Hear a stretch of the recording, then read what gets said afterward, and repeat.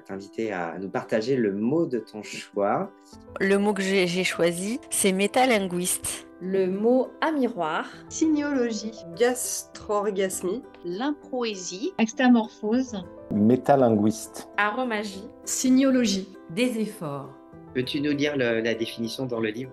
Un amiroir reflète les aspects agréables qu'on aime voir chez soi. Se dit d'une dégustation joyeuse et jouissive au cours de laquelle tous les sens sont intensément activés. Un élan poétique spontané, improvisé, qui vient sublimer un instant de vie. Le déseffort permet de déserter l'espace en nous qui veut tordre la réalité extérieure pour correspondre à nos besoins intérieurs. L'extamorphose, c'est une sensation d'extase associée à un éveil de conscience spontané, soudain, déterminant. C'est quelqu'un parlant le métalangage ou langage éveillant qui permet de nommer des mots nouveaux pour exprimer certaines expériences, sensations. L'étude des signes subtils, matériels et immatériels qui favorise une orientation claire de destinée.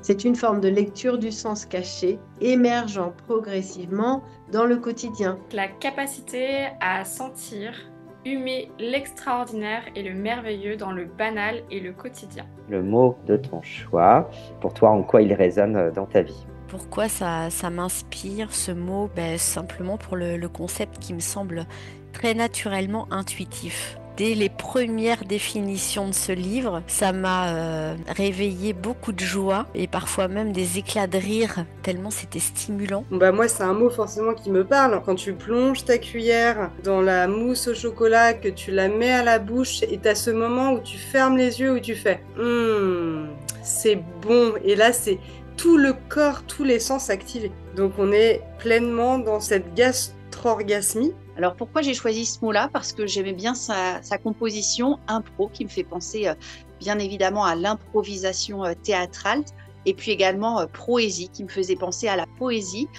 J'aime beaucoup la poésie dans ce qu'elle a de magique, de doux. Et dans la définition, je m'y retrouvais aussi dans le fait que ce soit jamais calculé.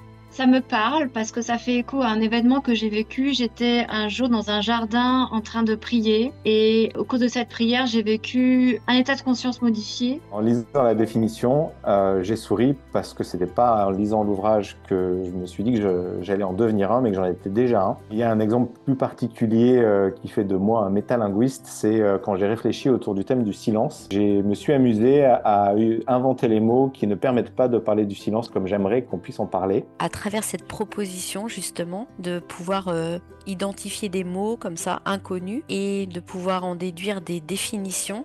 En tout cas personnellement, moi ça me paraissait mais tellement compréhensible, tellement évident, comme si la sémantique en fait elle coulait de source. J'aime bien l'équilibre qu'il propose entre le matériel et l'immatériel, la matière, les mondes subtils et invisibles, et donc tous ces mondes dans lesquels j'évolue au quotidien et qui font sens pour moi. C'est vraiment un mot qui me touche énormément parce que j'ai toujours eu cette capacité de m'émerveiller de petites choses, par exemple reflet de soleil, une odeur, une émotion, un partage. Quand je rencontre un amiroir, j'ai toujours tendance à me dire tiens, on a ça en miroir. Il y avait toujours ce mot d'âme et de miroir pour moi, de rencontre d'âme et de miroir depuis longtemps. Donc ça m'a fait comme une petite Madeleine de Proust. Ça me parle parce qu'il y a vraiment cette idée de matérialiser et j'ai l'impression que ça vient à la fois de moi maintenant, dans cette conscience qui commence à manifester les choses, et en même temps c'est aussi des signes qu'on m'envoie pour me montrer le chemin.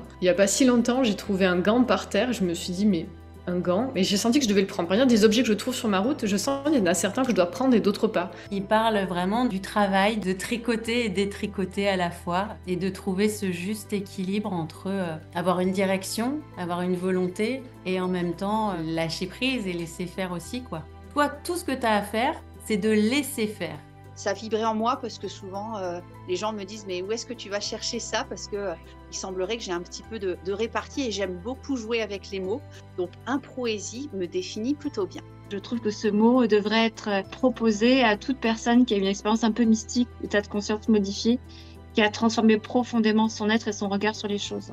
Vous avez créé ce petit dictionnaire qui, à mon avis, n'est pas exhaustif, qui demande à être encore plus enrichi et étayé, du langage éveillant, qui pour moi est le langage du futur en fait, mais en fait le langage de maintenant. Merci et longue vie au langage éveillant.